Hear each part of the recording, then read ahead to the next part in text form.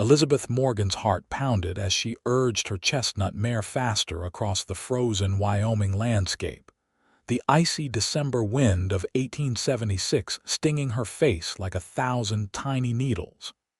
She had to reach Jackson before nightfall, or risk freezing to death on the unforgiving trail.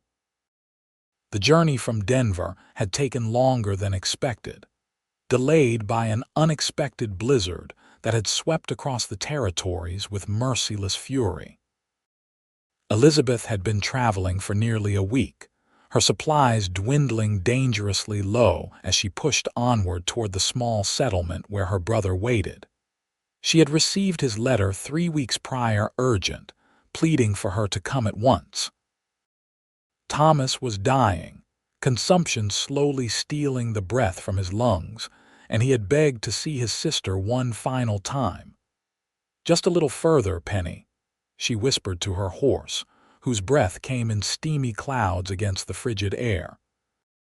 The sun hung low in the western sky, casting long purple shadows across the snow-covered valley. Jackson couldn't be more than a few miles ahead now. Elizabeth adjusted her position in the saddle, her joints stiff from hours of riding in the biting cold. Her fingers, despite the protection of thick leather gloves, had grown numb, making it increasingly difficult to maintain a firm grip on the reins. She shifted her weight again, trying to restore some circulation to her frozen limbs.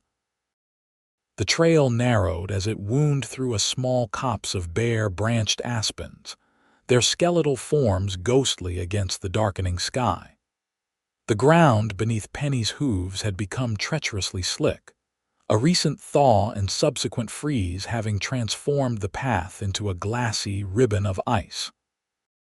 Elizabeth slowed their pace, knowing that a fall now could prove disastrous. As they emerged from the trees, the lights of Jackson flickered in the distance, like earthbound stars promising warmth and sanctuary. Elizabeth's spirits lifted momentarily until Penny's front hoof struck a particularly slippery patch of ice. The mare's legs splayed outward, her body pitching violently to the side. Elizabeth gasped, her world tilting sideways as she began to slide from the saddle. In that horrifying instant, she knew the fall would be bad, possibly fatal.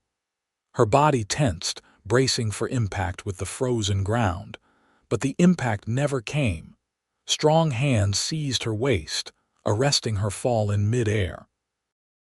Elizabeth found herself looking up into the most startlingly blue eyes she had ever seen, set in a face weathered by sun and wind, framed by dark hair that curled slightly beneath a worn Stetson. "Whoa there," the stranger said, his deep voice steady despite the effort of supporting her weight. "I've got you, madam." With impressive strength, he set Elizabeth upright, keeping a steadying hand on her arm while his other hand caught Penny's reins, calming the frightened mare with practiced ease. "Thank you," Elizabeth managed, her breath forming a cloud between them. "I don't know what would have happened if you hadn't been here." The man tipped his hat slightly. "Yates Zachary, at your service, and it's fortunate I was passing by. Night's no time to be lying injured on the trail with a storm brewing."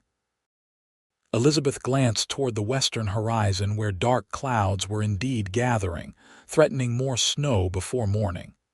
"Elizabeth Morgan," she replied. "I'm trying to reach Jackson before dark." "Then we'd better get moving," Yates said, his eyes assessing her condition. "Your horse needs a moment to recover her footing. Why don't you walk alongside me for a bit? It'll help warm you up, and we'll go slow until we're past this icy stretch." Elizabeth nodded gratefully, allowing him to help her down from the saddle. Her legs nearly buckled as they touched the ground, stiff from the cold and hours of riding. "Been on the trail long?" Yates asked, steadying her with a hand at her elbow. "Nearly a week," Elizabeth admitted, taking Penny's reins and beginning to walk carefully beside the tall stranger. "I've come from Denver," Yates whistled low. "That's a hard journey this time of year, especially for a woman alone, Must be something mighty important bringing you to Jackson." "My brother," Elizabeth said quietly. "He's very ill. I received word that he may not have long." Yates's expression softened.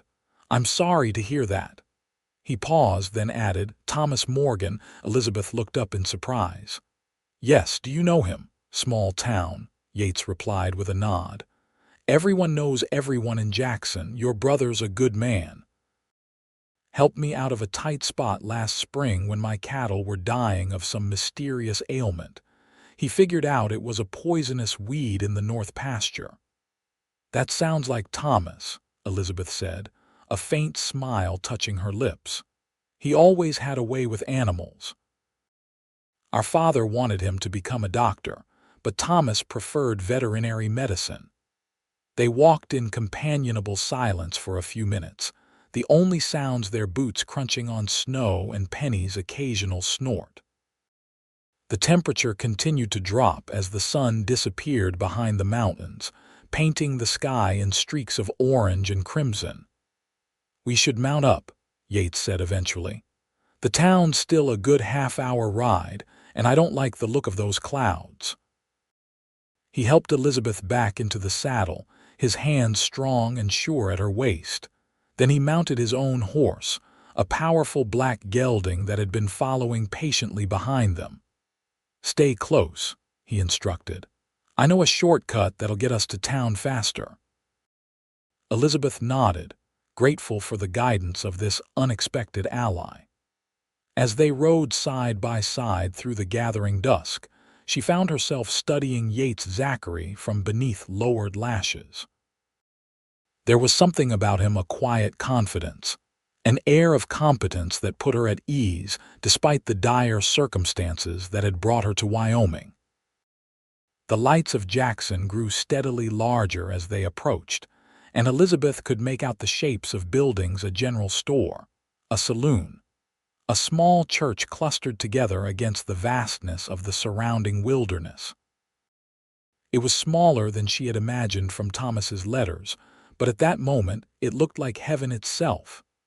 "The doctor's house is at the far end of town," Yates told her, guiding his horse alongside hers. "That's where they've been caring for Thomas."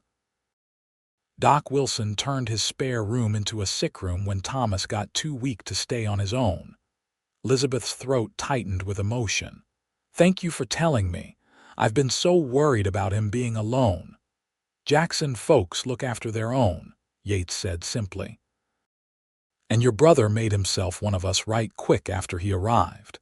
There's not a family in town he hasn't helped in some way." They rode down the main street, passing shuttered buildings as people retreated indoors ahead of the approaching storm. A few faces peered curiously from windows at the sight of a strange woman riding alongside Yates Zachary, but Elizabeth barely noticed, her thoughts fixed on the reunion that lay ahead. When they reached the doctor's house, a modest two-story building with warm light spilling from its windows, Yates dismounted and came around to help Elizabeth down from her saddle. "I'll take care of the horses," he offered. "You go on in. They'll be expecting you." Elizabeth hesitated, suddenly overwhelmed by the reality of what awaited her inside. "Mr. Zachary, Yates," he corrected gently. "Yates," she amended. "Thank you for everything. I don't know how to repay your kindness." He shook his head. "No need, just go see your brother." With a deep breath, Elizabeth turned and walked to the door. Before she could knock, it opened, revealing a middle-aged woman with kind eyes and graying hair pulled into a severe bun. "You must be Thomas's sister," the woman said. "I'm Martha Wilson, the doctor's wife. We've been expecting you." "Is he—" Elizabeth couldn't finish the question. Martha's expression softened. "He's holding on, dear. Waiting for you, I think. Come in, come in. You must be frozen to the bone." Elizabeth glanced back once to see Yates leading both horses toward what she assumed was the doctor's stable. He raised a hand in a brief farewell, and then she stepped across the threshold, into the warmth of the house, and toward the brother she had traveled so far to see. Thomas Morgan lay propped against pillows in a narrow bed, his once robust frame wasted by illness, his face pale and drawn. But his eyes, the same deep green as Elizabeth's own, brightened when she entered the room. "Lizzie," he breathed, his voice barely a whisper. "You came." Elizabeth rushed to his bedside, clasping his thin hand between her own. "Of course I came. Nothing could have kept me away." A ghost of his old smile crossed Thomas's lips. "I was afraid. The journey, the winter." "Hush," Elizabeth soothed, blinking back tears. "Save your strength. I'm here now, and I'm not going anywhere." Thomas closed his eyes briefly, as if gathering what little energy he possessed. "Doctor Wilson says I won't see spring," he said finally, his gaze meeting hers with the directness that had always characterized their relationship. "I needed to see you, to tell you." "I know," Elizabeth said, squeezing his hand. "I know, Thomas. Rest now. We'll talk tomorrow." But Thomas Morgan never saw another dawn. He slipped away peacefully in the early hours of the morning, with Elizabeth holding his hand and Dr. Wilson standing sentinel nearby. His last words to his sister had been a barely audible, "Be happy, Lizzie. Promise me." Through her tears, she had promised. The following days passed in a blur of grief and necessary arrangements. The people of Jackson rallied around Elizabeth, bringing food, offering condolences, sharing stories of how her brother had touched their lives. Dr. and Mrs. Wilson insisted she stay with them until after the funeral, refusing to hear of her taking a room at the town's small hotel. "Thomas was like a son to us," Martha explained, pressing a cup of hot tea into Elizabeth's hands on the day after his passing. "And that makes you family too." The funeral was held 3 days later, once the latest snowstorm had passed. It seemed the entire population of Jackson turned out to pay their respects, standing silent and solemn in the bitter cold as Thomas's simple pine coffin was lowered into the frozen ground. Yates Zachary stood at the back of the crowd, his tall figure unmistakable even at a distance. He had visited the doctor's house once since bringing Elizabeth to town, arriving with a pair of rabbits for Martha's stew pot and awkwardly offering his condolences to Elizabeth. She had thanked him again for his help on the trail, but their conversation had been brief and stilted, constrained by the circumstances and the presence of others. As the mourners dispersed after the service, Elizabeth felt a presence at her shoulder and turned to find Yates standing there, hat in hand. "Miss Morgan," he said quietly, "I'm truly sorry for your loss." "Thank you, Mr. Zachary." Elizabeth pulled her cloak tighter against the cold. "I was wondering," he began, then stopped, seeming uncharacteristically uncertain. "That is, I thought you might want to know that I've been by your brother's place, making sure everything's secure, taking care of his animals." Elizabeth felt a surge of gratitude. In her grief, she had hardly thought about the practical matters of Thomas's small homestead on the outskirts of town. "That's very kind of you. I should go there soon, see what needs to be done." "There's no rush," Yates assured her. "Everything's being looked after. The animals are fine." "Still, I should—" Elizabeth paused, suddenly realizing that she had no clear plan for what came next. She had come to Jackson to be with her dying brother, not to stay.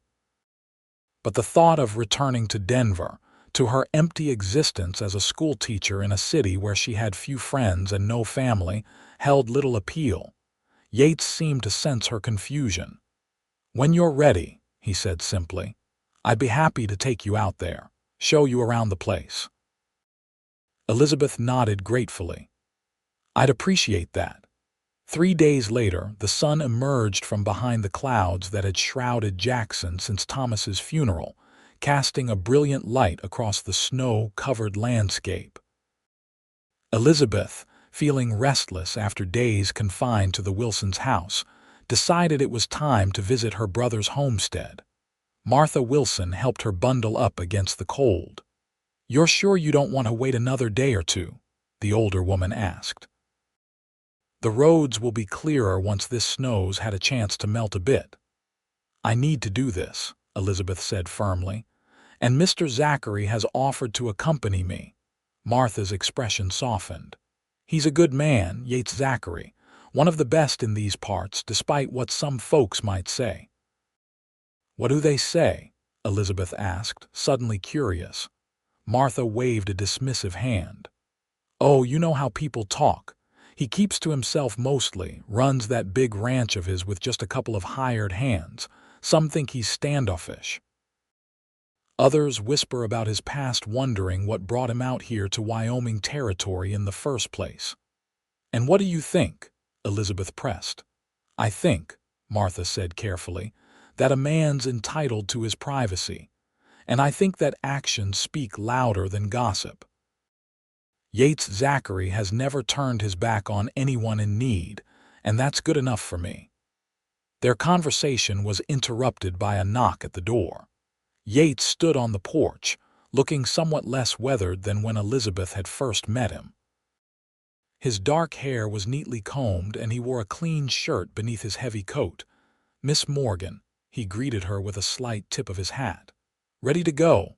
"Yes, thank you." Elizabeth turned to Martha. "I'll be back before dark." "See that you are," Martha replied, her tone motherly. "And Yates, you take good care of her, you hear?" "Yes, madam," he responded with a small smile that transformed his usually serious face. Two horses waited outside Penny, looking well rested and groomed, and Yates's black gelding. Yates helped Elizabeth mount, then swung easily into his own saddle. "It's about 3 miles, he told her as they set off. "Your brother's place sits in a nice little valley with good protection from the worst of the winter winds." They rode in companionable silence for a time, the only sounds the creak of leather and the muffled thud of hooves on snow. Elizabeth found herself stealing glances at her companion, noting the strong line of his jaw, the way his eyes constantly scanned their surroundings, alert to any potential danger. "You've lived in Jackson long?" she asked finally, breaking the silence. 5 years, Yates replied. "Came out from Missouri after the war." "The war," Elizabeth echoed, realizing suddenly that Yates Zachary was older than she had initially thought, perhaps in his mid-30s rather than his 20s. "Served with the Union," he said simply. "Afterwards didn't much feel like going home." "Too many ghosts?" Elizabeth nodded, understanding more than he might have guessed. She too had chosen to leave her hometown after the war, unable to bear the constant reminders of those who had not returned, including her fiancé, killed at Gettysburg. "What about you?" Yates asked. "Your brother mentioned you were teaching in Denver." "Yes," Elizabeth confirmed. "For 3 years now. It's satisfying work." Yates glanced at her, one eyebrow raised slightly as if he had caught the hesitation in her voice. "But not what you always dreamed of doing," Elizabeth laughed softly. "Is anything ever what we dream it will be?" "Fair point," Yates conceded with a small smile. They crested a small rise, and suddenly Thomas's homestead came into view below them. It was a modest place, a sturdy log cabin with a stone chimney, a small barn, and a corral where several horses milled about in the snow. Smoke rose lazily from the chimney, curling upward into the clear blue sky. "You've had a fire going?" Elizabeth asked in surprise. Yates nodded. "Rode out this morning to light it. Thought you'd appreciate coming to a warm house." The thoughtfulness of the gesture touched Elizabeth deeply. "Thank you," she said simply. As they approached the cabin, Elizabeth could see signs of her brother's life everywhere: the neat stack of firewood along the side of the house, the wind chimes made from deer antlers hanging from the porch eave, the carefully constructed lean-to that housed what appeared to be his veterinary supplies. Yates helped her dismount and led the horses to a hitching post. "I'll see to them in a minute," he said. "Let's get you inside first." The cabin's interior was simple but comfortable, one large room with a small bedroom partitioned off at the back. A stone fireplace dominated one wall, the fire Yates had lit earlier now burning steadily. A rough-hewn table with 4 chairs stood in the center, and shelves lined the walls, filled with books, jars of preserved food, and the various tools of Thomas's trade. Elizabeth moved slowly around the room, running her fingers over her brother's possessions, trying to absorb the reality that he was truly gone. On a small desk near the window, she found a stack of letters, her own correspondence to Thomas over the years, carefully preserved. Beside them lay a leather-bound journal. "I'll go tend to the horses," Yates said quietly, sensing her need for privacy. "Take your time." When he returned some 20 minutes later, he found Elizabeth seated at the table, the journal open before her, tears streaming silently down her face. "He left it for me," she said without looking up. "His will is here, leaving everything to me. And a letter, explaining why he never told me how sick he really was. He didn't want me to worry, to uproot my life in Denver." She gave a watery laugh. "As if anything could have kept me away if I'd known the truth." Yates moved to the fireplace, adding another log to the flames. "Your brother was a proud man, didn't want to be a burden to anyone, least of all you." "He was never a burden," Elizabeth said fiercely. "He was my only family." Yates nodded, understanding in his eyes. "What will you do now?" Elizabeth closed the journal carefully. "I don't know. I have my teaching position in Denver, but—" She glanced around the cabin. "Thomas built something real here, a life that mattered. It seems wrong to just sell it all to strangers." "You thinking of staying?" Yates asked, his tone carefully neutral. "Perhaps," Elizabeth admitted. "I don't know if I could manage the place on my own, but Jackson seems like a good community. Maybe I could teach here instead." "Town's been talking about starting a proper school," Yates said. "Up till now, Mrs. Wilson's been teaching the youngest ones in her parlor, and Reverend Barnes takes the older children a few days a week. But there's been talk of building a schoolhouse come spring." Hope flickered in Elizabeth's chest. "Really? You think they might consider me for the position?" "I'd say you'd be a shoo-in," Yates replied with a smile. "Especially once word gets around that you're Thomas Morgan's sister, and that you've got experience in a big city school to boot." Elizabeth felt a weight lift from her shoulders. For the first time since receiving Thomas's letter in Denver, she felt a sense of purpose, of possibility. "Of course," Yates continued, moving to the window and looking out at the snowy landscape, "if you wanted to keep your brother's place going, there are folks who'd help. Myself included." Elizabeth studied his profile, the strong lines of his face silhouetted against the bright winter light. "That's very kind, but I couldn't impose. It's not an imposition," Yates interrupted, turning to face her. "Your brother helped me when I first arrived here, showed me how to survive my first Wyoming winter. I'd just be returning the favor." Their eyes met across the room, and Elizabeth felt a curious warmth spreading through her chest, having nothing to do with the fire blazing in the hearth. There was something about Yates Zachary, a steadiness, an integrity that spoke to her in a way no man had since before the war. "Thank you," she said softly. "I'd appreciate any help you could offer while I figure things out." Yates nodded, a look of satisfaction crossing his features. "We should head back soon," he said, glancing at the sun's position through the window. "Promised Mrs. Wilson I'd have you back before dark." They rode back to town side by side, the winter sun casting long shadows across the snow. Elizabeth found herself thinking that Jackson, Wyoming, might indeed become home, a place to start anew, to honor her brother's memory by continuing the life he had built here. And perhaps, she thought with a sidelong glance at the tall, quiet man riding beside her, a place to heal the wounds of the past and open her heart once more, Over the next few weeks, as winter settled firmly over Jackson, Elizabeth found herself gradually becoming part of the community. Martha Wilson introduced her to the town's families, and soon Elizabeth was helping with the informal school sessions held in the Wilsons' parlor 3 mornings a week. "You've got a real way with the children," Martha commented one afternoon as they watched the last pupils trudge homeward through the snow. "They respect you, but they aren't afraid of you. That's a rare gift in a teacher." Elizabeth smiled, warmed by the praise. "I love teaching. It's the administrative aspects of the Denver school I found stifling, the endless reports, the rigid curriculum." "Well, you won't find much of that here," Martha laughed. "Though I suppose once we get our proper schoolhouse, there'll be a school board to answer to." "Has there been any progress on that front?" Elizabeth asked, trying to keep her tone casual. She had been in Jackson nearly a month now, and while she had decided to stay through the winter, her longer-term plans remained uncertain. "As a matter of fact," Martha said, her eyes twinkling, "I hear the town council discussed it just yesterday.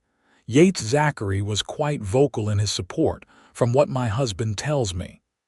Elizabeth felt her cheeks warm slightly at the mention of Yates.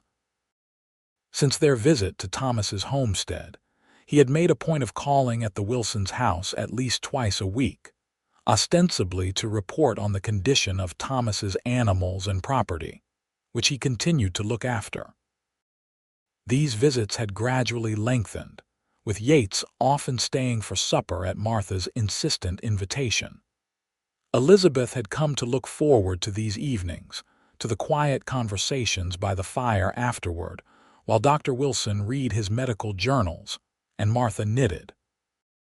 "Mr. Zachary has been very kind," Elizabeth said carefully, aware of Martha's shrewd gaze. "Indeed he has," Martha replied, a knowing smile playing at her lips. "And it hasn't escaped my notice that he's taken more interest in town affairs these past few weeks than in all the years previous. Nor that he started wearing his good shirt to town council meetings."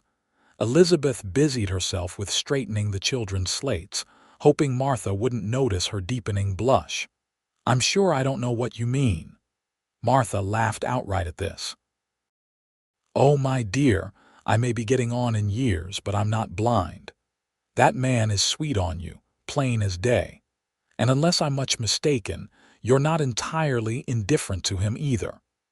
Before Elizabeth could formulate a response, a knock at the front door saved her from further embarrassment. Martha went to answer it, returning moments later with Yates himself following behind her. "Mr. Zachary was just passing by and thought to inquire about the school session," Martha announced with a transparency that made Elizabeth want to sink through the floor. "Mrs. Wilson," Yates acknowledged with a nod, his eyes moving to Elizabeth. "Miss Morgan, I hope I'm not interrupting." "Not at all," Elizabeth managed, painfully aware of her flushed cheeks. "We were just discussing the possibility of a proper schoolhouse for Jackson." "Ah, yes," Yates said, removing his hat. "The council seems favorable to the idea. Reverend Barnes has offered a piece of church land for the building site, and several of the ranchers, myself included, have pledged lumber from our timber stands." "That's wonderful news," Elizabeth said sincerely. "We're hoping to start construction as soon as the spring thaw allows," Yates continued. "And there was some discussion about appointing a teacher. Your name came up." Elizabeth's heart skipped a beat. "Really, really," Yates confirmed, a smile lighting his blue eyes. "Though nothing's official yet, of course. There'll have to be a formal vote once the building's underway." Martha, watching this exchange with evident satisfaction, suddenly announced, "I just remembered I promised the doctor I'd prepare his special tonic before supper. Would you mind terribly keeping Miss Morgan company while I see to it, Mr. Zachary?" Without waiting for a response, she disappeared into the back of the house, leaving Elizabeth and Yates alone in the parlor. "Subtle, isn't she?" Yates remarked dryly after a moment of awkward silence. Elizabeth couldn't help but laugh. About as subtle as a stampeding buffalo, Yates's expression grew more serious. I hope she hasn't made you uncomfortable with her observations. No, Elizabeth said honestly. Martha has been like a mother to me these past weeks. I value her opinion, even when it's delivered with less than perfect tact. Yates stepped closer, his tall figure imposing in the small room. And what is her opinion, if I may ask? Elizabeth met his gaze steadily, despite the fluttering in her stomach. That you've been unusually attentive to town affairs lately, and that your choice of shirts for council meetings has improved remarkably. A laugh escaped him, the sound warming the space between them. Mrs. Wilson doesn't miss much, does she? Very little, Elizabeth agreed. Yates hesitated, then said, I actually came by for a specific reason today. I rode out to your brother's place this morning and one of the mares has foaled. A fine little filly, healthy and strong.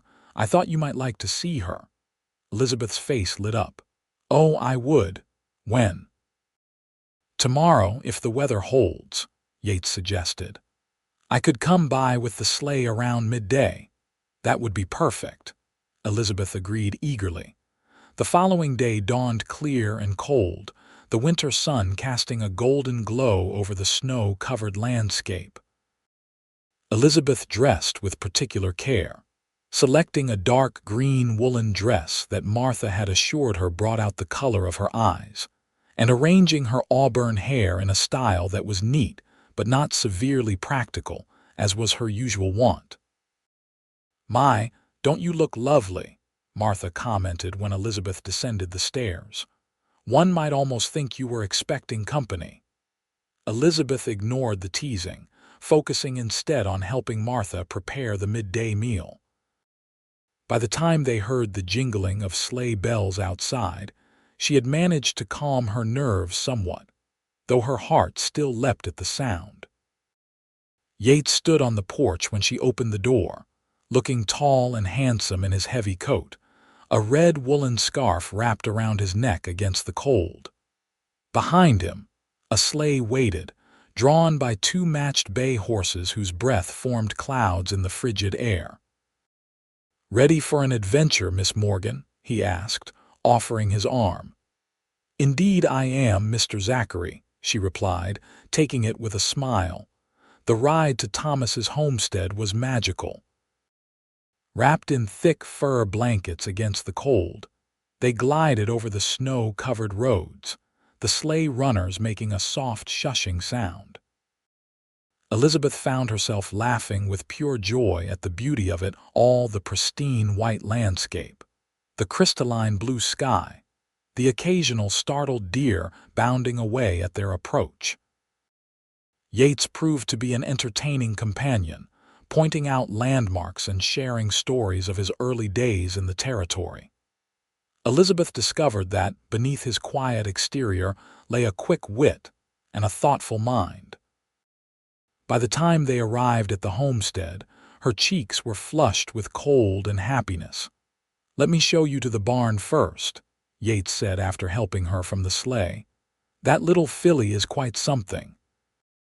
The barn was warmer than outside, filled with the comforting smells of hay and horses. In a stall near the back, a chestnut mare stood protectively over a tiny foal, whose spindly legs seemed barely capable of supporting its body.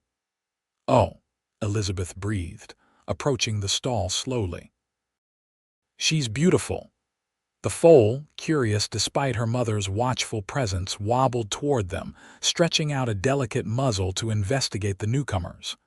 She's going to be a fine horse, Yates observed. Good bloodlines.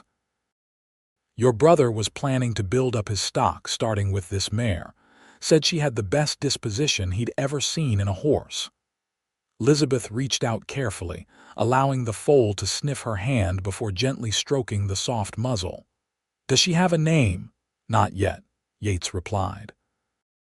That honor belongs to her owner. Elizabeth looked up at him in surprise. You mean me? Yates nodded. Your brother's will was clear. Everything here is yours now, the land, the cabin, the animals, including this little lady. Elizabeth turned back to the foal, considering.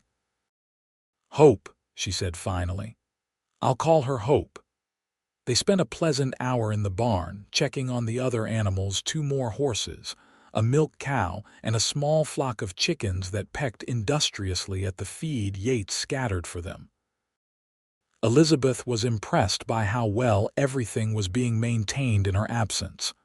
You've done so much, she said as they walked back toward the cabin. I don't know how to thank you. No thanks necessary, Yates assured her. Your brother would have done the same for me. In fact, he did, when I first arrived and knew nothing about surviving a Wyoming winter. Inside the cabin, Yates built up the fire while Elizabeth unpacked the picnic lunch Martha had insisted on sending with them: cold chicken, fresh bread, preserves, and a flask of hot coffee. They ate at the rough-hewn table, talking easily about Jackson and its people, about Elizabeth's teaching in Denver, about the books they had both read. As the afternoon wore on, Elizabeth found herself increasingly drawn to this quiet, competent man who had come to her rescue on the icy trail weeks ago. Tell me about your ranch, she said as they lingered over the remains of their meal. I've heard it's quite substantial. It's coming along, Yates replied modestly. I started small, just 100 acres and 50 head of cattle. Now it's up to 1,000 acres and 300 head. Nothing compared to some of the big spreads further south, but it's enough to make a decent living. And you run it alone? Elizabeth asked, recalling Martha's comment about him keeping to himself. I have 2 hired hands brothers named Carter who came west from Pennsylvania a couple of years back. Good workers, honest men, but yes, it's a small operation compared to most. By choice, Elizabeth pressed gently. Yates was silent for a moment, his blue eyes thoughtful. Partly, he admitted finally. After the war, well, I found I preferred my own company for a time, or at least I preferred it to the company of those who couldn't understand what it was like out there. Elizabeth nodded, understanding all too well. The people who stayed home, who didn't see what we saw, they mean well, but there's always that distance. Yates looked at her sharply. I volunteered as a nurse, Elizabeth explained. Not on the front lines, of course, but at a hospital in Washington. I saw. Enough. Something shifted in Yates's expression, a recognition, a deepening of the connection between them. I didn't know. It's not something I talk about often, Elizabeth said. Like you, I found it easier to start fresh somewhere new, somewhere I wasn't constantly reminded. They sat in companionable silence for a time, the fire crackling in the hearth, the winter sun beginning its early descent toward the western mountains. Elizabeth realized with a start that she felt more at peace, more at home in this simple cabin with Yates Zachary than she had anywhere since before the war. We should head back soon, Yates said reluctantly, glancing out the window at the lengthening shadows. I promised Dr. Wilson I'd have you home before dark. Yes, Elizabeth agreed, though she felt a curious reluctance to leave this place that represented both her brother's life and, increasingly, her own future. As they prepared to depart, Yates suddenly turned to her, his expression serious. I've been meaning to ask, have you made any decisions? About staying in Jackson, I mean. Elizabeth met his gaze steadily. I think I have. If the town council is willing to consider me for the teaching position, I'd like to stay. This is where Thomas made his life, and I've come to care for Jackson and its people. She hesitated, then added softly, some more than others. Yates's face lightened, hope kindling in his blue eyes.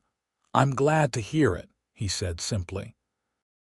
The ride back to town was quieter, each lost in their own thoughts as the sleigh glided through the deepening twilight. Yet it was a comfortable silence, full of unspoken understanding and growing possibility. When they reached the Wilsons' house, Yates helped Elizabeth down from the sleigh, his hands lingering at her waist a moment longer than strictly necessary. "Thank you for today," Elizabeth said, looking up at him. "For everything, really."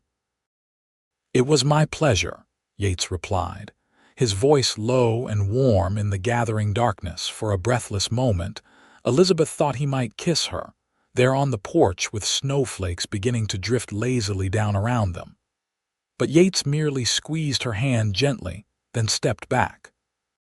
"Good night, Elizabeth," he said, using her given name for the first time. "Good night, Yates," she replied, her heart full of a happiness she had not expected to find again. As winter gradually gave way to spring in the high country around Jackson, Elizabeth found herself settling into a rhythm of life in the small community.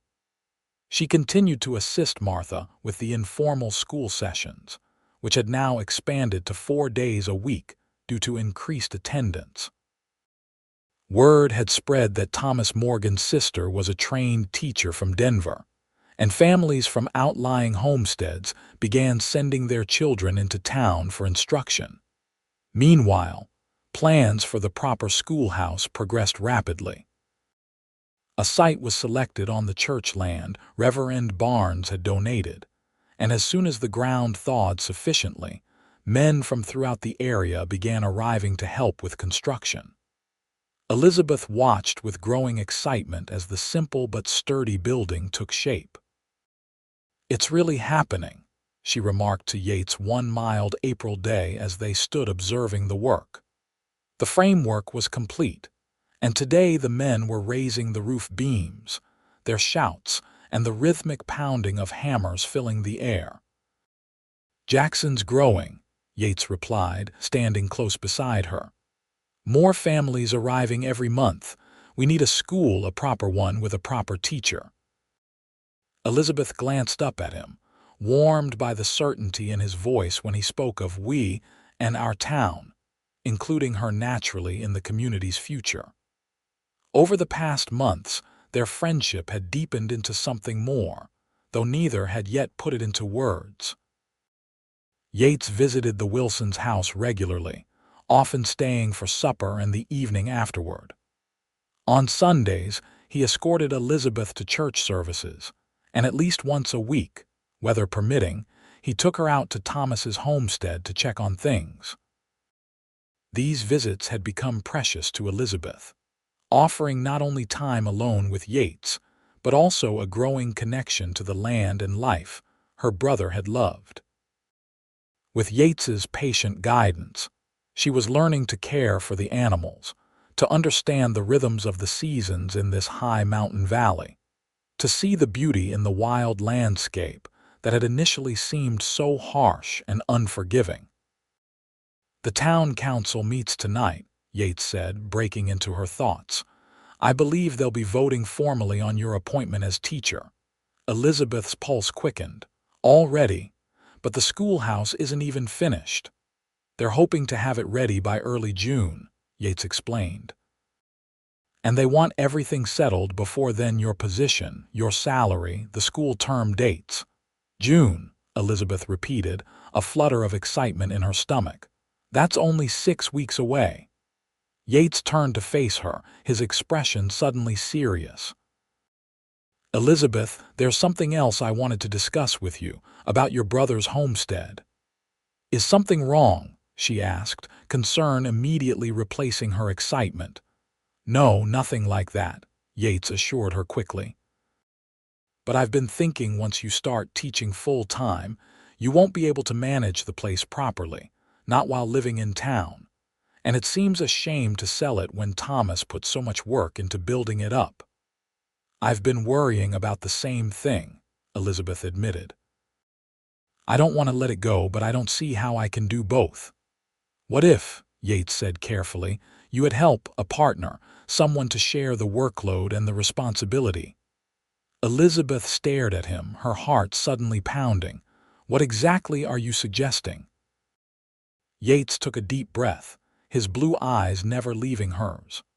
I'm suggesting that is, I'm asking if you would consider a merger of sorts. Your brother's homestead adjoins my property to the east. Together, they would make a substantial ranch with plenty of good grazing land and water rights. A business arrangement? Elizabeth asked, trying to keep the disappointment from her voice.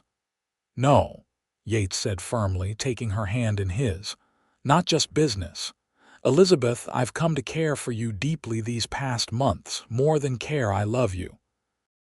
I think I started falling in love with you that day on the trail, when you looked up at me with those green eyes full of courage despite everything you were facing. Elizabeth's breath caught in her throat. Yates, let me finish, he said gently. I know it hasn't been long, and I know you came to Jackson under the worst of circumstances. If you need more time, I understand, but I wanted you to know where I stand, how I feel. I'm asking you to consider becoming my wife, sharing my life and my home. Teaching the children of Jackson by day, coming home to our ranch in the evenings. Tears welled in Elizabeth's eyes, but they were tears of happiness. I don't need more time, she said, her voice steady despite the emotion threatening to overwhelm her. I love you too, Yates. I think I have for weeks now, though I hardly dared admit it to myself. Joy transformed Yates's weathered face. You'll marry me then? Yes, Elizabeth laughed through her tears. Yes, I will.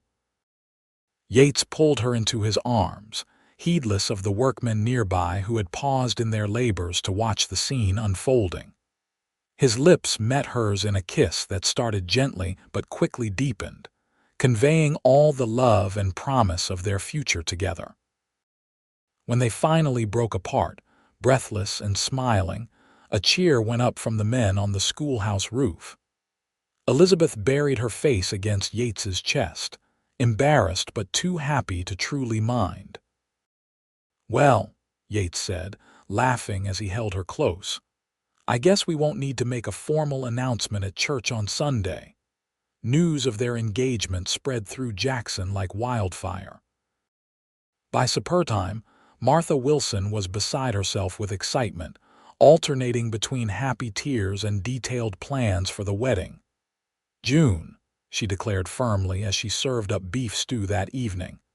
After the schoolhouse is finished but before classes begin, it's perfect timing. June.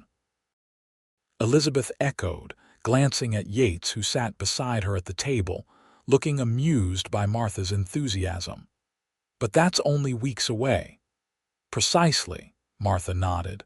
Long enough to prepare properly, but not so long that you have to wait unnecessarily. And a June wedding is always lovely, Dr. Wilson, who had been quietly eating his stew during this exchange, looked up with a smile. Perhaps you should ask the couple what they think, my dear, before planning their entire wedding.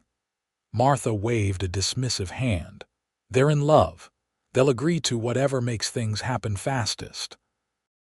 Yates laughed outright at this, while Elizabeth felt her cheeks warm. But neither contradicted the older woman's assessment. Later that evening, when Martha and the doctor had retired, Yates and Elizabeth sat together on the porch swing, enjoying the mild spring night. His arm was around her shoulders, her head resting comfortably against him as they gazed up at the star-filled sky. Would June be too soon? Yates asked quietly. Martha's force of nature notwithstanding, I don't want you to feel rushed. Elizabeth considered the question seriously. No, she said finally. It wouldn't be too soon. In fact, it feels right. Spring is a time for new beginnings, isn't it? Yates tightened his arm around her. It is indeed, and this will be the best beginning of all. The next few weeks passed in a whirlwind of activity. The schoolhouse construction proceeded rapidly, with men from all over the valley contributing their time and skills. By mid-May, the building was substantially complete, a simple but solid structure with large windows to let in light, a pot-bellied stove for heat, and rows of sturdy desks crafted by Jackson's furniture maker. Meanwhile, Elizabeth divided her time between helping Martha prepare for the wedding and working at Thomas's homestead now. She reminded herself with a thrill of happiness, soon to be her and Yates's home. She had moved most of her personal belongings from Denver, selling or giving away what she didn't need and shipping the rest by train, and then wagon to Jackson. Yates was busy as well, overseeing spring calving at his ranch, while also helping Elizabeth make improvements to the cabin that would become their home. They decided that Thomas's place would serve them better than Yates's smaller bachelor cabin, though they would maintain both properties as part of their combined ranch. "We'll need to build on eventually," Yates remarked one afternoon as they stood in the cabin's main room, discussing placement of Elizabeth's books on the shelves. "Especially if we're blessed with children." Elizabeth looked up at him, her heart full. The casual way he spoke of their future family touched her deeply. "I'd like that," she said softly. "Children, I mean, and expanding the cabin when the time comes." Yates crossed to her, pulling her into his arms. "I want everything with you, Elizabeth. A home, a family, a life built together." She reached up to touch his face, marveling at how completely her life had changed in the months since that fateful day on the icy trail. "I never expected to find this kind of happiness again," she admitted. "After the war, after losing so much, I thought that part of my life was over." "I felt the same," Yates said, his blue eyes serious, "until you literally fell into my life." Their kiss was tender, a promise of the future they would build together. The town council formally appointed Elizabeth as Jackson's first official schoolteacher in late May, with classes scheduled to begin the second week of June. The vote had been unanimous, a fact that filled Elizabeth with both pride and a sense of responsibility toward the community that had welcomed her so warmly. 32 students enrolled so far, Reverend Barnes informed her after the council meeting. Ages 6 to 16 with varying levels of prior education. "That's quite a range," Elizabeth observed, already mentally planning how to organize her classroom and curriculum. "Indeed," the Reverend agreed, "but we have every confidence in your abilities, Miss Morgan, or soon to be Mrs. Zachary, I should say." The wedding was set for June 5th, a Saturday that dawned clear and perfect, the mountains standing sharp against a cloudless sky. Martha Wilson had transformed the church with wildflowers gathered from the surrounding meadows, and it seemed the entire population of Jackson and the outlying areas had turned out for the occasion. Elizabeth stood in the small anteroom of the church, her hands trembling slightly as Martha helped her with the final adjustments to her dress, a creation of ivory silk that had arrived just days earlier from Denver, ordered by wire at Martha's insistence. "You look absolutely beautiful," Martha declared, stepping back to admire her handiwork. "Yates won't know what hit him." Elizabeth smiled, touching the simple strand of pearls at her throat, her mother's, one of the few family heirlooms she possessed. "I can hardly believe this is happening," she confessed. "Sometimes I think I'll wake up and find myself back in Denver, reading Thomas's letter for the first time." Martha's eyes softened. "Life takes unexpected turns, my dear, sometimes tragically so, as with your brother's illness. But sometimes those same turns lead us exactly where we're meant to be." She squeezed Elizabeth's hands. "Thomas would be so happy for you today. I'm certain of it." A knock at the door announced Dr. Wilson, who had agreed to give the bride away in the absence of her father. "It's time," he said with a gentle smile. The ceremony itself passed in a blur of emotion for Elizabeth. She would later remember fragments, the expectant hush that fell over the church as she entered on Dr. Wilson's arm, the look of awestruck love on Yates's face when he saw her, the warmth of his hands holding hers as they spoke their vows.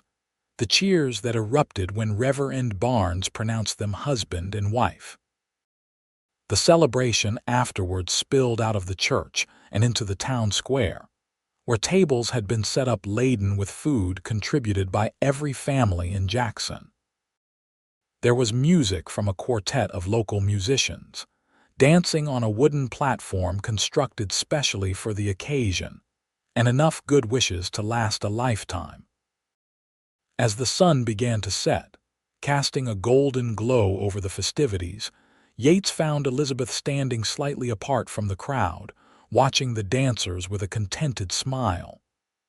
"Happy, Mrs. Zachary?" he asked, slipping an arm around her waist. "Completely," she assured him, leaning into his embrace. "And you, Mr. Zachary?" "More than I ever thought possible," he replied, his voice husky with emotion. They slipped away as twilight deepened, amid good-natured teasing and a shower of rice, climbing into Yates's wagon, which had been decorated with ribbons and flowers by the town's children. The ride to what was now their home took them past the newly completed schoolhouse, its windows reflecting the last light of day. "In a week, you'll be teaching there," Yates observed, his arm secure around Elizabeth as he guided the horses with his free hand. "Jackson's first official schoolmarm." "And every evening I'll come home to you," Elizabeth replied, snuggling closer against the growing chill of the night air. "To our home, our land, our future." The cabin welcomed them with warmth and light. Martha had sent ahead a young girl who worked for her to prepare the place, lighting lamps and the fire, leaving a cold supper on the table and fresh flowers in a jar by the bed. Yates lifted Elizabeth down from the wagon, but instead of setting her on her feet, he swept her into his arms. "Tradition," he explained with a smile as he carried her across the threshold. Inside, he set her gently on her feet, his hands lingering at her waist. "Welcome home, Elizabeth Zachary." "Home," she repeated softly, looking around at the cabin that had transformed from her brother's refuge to the beginning of her new life. "Yes, this is home now." Their kiss was tender at first, then deepening with a passion that had been carefully restrained during their courtship. Tonight, there was no need for restraint, no reason to pull back from the love that had grown between them over the months since their first meeting on that icy trail. Later, lying in each other's arms in the quiet darkness, Elizabeth listened to the steady beating of Yates's heart beneath her cheek and marveled at the twists of fate that had brought them together. "What are you thinking about?" Yates asked softly, his fingers tracing lazy patterns on her bare shoulder. "About how easily we might never have met," Elizabeth replied. "If Thomas hadn't fallen ill, if he hadn't written to me, if I hadn't come when I did, if my horse hadn't slipped on that ice." Yates's arms tightened around her. "I prefer to think it was meant to be, that somehow, no matter what paths we took, we would have found each other eventually." Elizabeth smiled in the darkness, comforted by the certainty in his voice. "I like that thought," she murmured. "That we were always destined to find each other here in this place." As she drifted toward sleep, safe in her husband's embrace, Elizabeth sent a silent message of gratitude to her brother. Thomas might be gone, but his love had brought her to Jackson, to this new life, to Yates. In that way, he would always be part of their story, their happiness. The years that followed brought challenges and joys in equal measure. Elizabeth's school flourished under her guidance, growing from those initial 32 students to over 60 by the end of her third year as teacher. The town council was forced to approve an addition to the schoolhouse, and eventually, the hiring of an assistant teacher to help with the youngest children. Meanwhile, the Zachary ranch prospered as well. The combination of Thomas's homestead with Yates's existing property created one of the most successful operations in the valley, known for quality stock and good management. They expanded their herd, built a larger barn, and eventually, as Yates had predicted, added several rooms to the original cabin to accommodate their growing family. Their first child, a son they named Thomas Zachary after Elizabeth's brother, was born just over a year after their wedding. He was joined 2 years later by a daughter, Sarah, and 3 years after that by another son, William. Each birth was attended by Dr. Wilson, with Martha bustling about the house afterward, caring for mother and child with expert hands and boundless affection. Through it all, Elizabeth continued to teach, arranging her school schedule around the needs of her family and taking breaks only for the births of her children. She found that motherhood enhanced rather than diminished her effectiveness as a teacher, giving her new insights into the minds and hearts of her young charges. Yates proved to be a devoted father, taking the children with him around the ranch as soon as they were old enough to sit a horse, teaching them the skills they would need to thrive in the challenging environment of Wyoming territory. Elizabeth often watched from the porch as he returned at day's end, a small figure perched before or behind him on his saddle, all of them dusty and happy from their adventures. Life wasn't without its hardships, of course. The winter of 1883 was particularly brutal, with temperatures dropping so low that even the hardy Wyoming cattle suffered. They lost nearly a quarter of their herd despite heroic efforts to save them, and many of their neighbors fared even worse. The following summer brought drought, forcing difficult decisions about water usage and grazing rights. Then came the spring floods of 1885, which washed out bridges and damaged crops throughout the valley. Through it all, the community of Jackson pulled together, just as they had in those early days after Elizabeth's arrival. Neighbors helped neighbors, shared resources when times were lean, celebrated together when fortune smiled. The Zachary Ranch became a gathering place for many such occasions: harvest festivals, Christmas celebrations, Independence Day picnics. On a warm summer evening in 1891, 15 years after that fateful meeting on the icy trail, Elizabeth sat on the porch of their now substantial home, watching as Yates taught young William how to throw a lariat.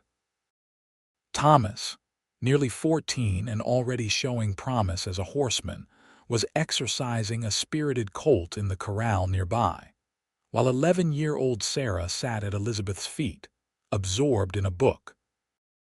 "Mama," Sarah said suddenly, looking up from her reading, "is it true that you and Papa met when your horse slipped on the ice and he caught you before you fell?" Elizabeth smiled, recalling that day with perfect clarity despite the years that had passed. "It is indeed true. I was new to Wyoming then, trying to reach town before dark. If your father hadn't been riding by at that exact moment, things might have turned out very differently." "It was fate," Sarah declared with the certainty of youth. "Like in my novel." "Perhaps it was," Elizabeth agreed, her gaze finding Yates across the yard. As if sensing her attention, he looked up, meeting her eyes with the same warmth and love that had sustained them through 15 years of marriage. Later that night, with the children asleep and the house quiet around them, Elizabeth and Yates stood together at the bedroom window, looking out at the star-filled sky above their land. "Happy?" Yates asked, his arms encircling her from behind, his chin resting on the top of her head. "Completely," Elizabeth assured him, leaning back against his solid strength. "I was just thinking about what Sarah said today about fate bringing us together." "Smart girl, our daughter," Yates murmured, pressing a kiss to Elizabeth's temple. "She is indeed," Elizabeth agreed. "And perhaps she's right. Perhaps it was fate that brought me to Jackson, that put you on that trail at exactly the right moment." Yates turned her gently in his arms, his blue eyes serious in the lamplight. "I don't know if it was fate, divine intervention, or just extraordinarily good luck," he said softly. "But I thank God every day for whatever force brought you into my life." Elizabeth reached up to touch his face, still handsome though now lined with the evidence of years lived fully in sun and wind and weather. "As do I," she whispered. "As do I." Their kiss was as tender as that first one had been all those years ago, filled with the deep, abiding love that had grown between them through joy and sorrow, triumph and struggle, the raising of children and the building of a life together. Outside, the Wyoming night wrapped around their home like a protective blanket, stars glittering above the land that had become so much a part of who they were. Inside, the warmth of family and love created a sanctuary against whatever challenges tomorrow might bring. Elizabeth Morgan had come to Jackson seeking only to bid farewell to her dying brother. Instead, she had found a home, a purpose, a family, and a love that had transformed her life in ways she could never have imagined on that cold winter day when her horse had slipped on the ice and a stranger's strong hands had caught her before she fell. Some might call it chance. Others, like young Sarah with her romantic novels, might name it fate. But to Elizabeth and Yates Zachary, it was simply the beginning of their story, a story that continued to unfold with each passing season, each shared joy and sorrow, each moment of the life they had built together in the shadow of the Tetons. And in the end, perhaps that was all that truly mattered, not how their paths had crossed, but that they had found each other and held on, creating from that chance encounter a love and a legacy that would endure long after they were gone.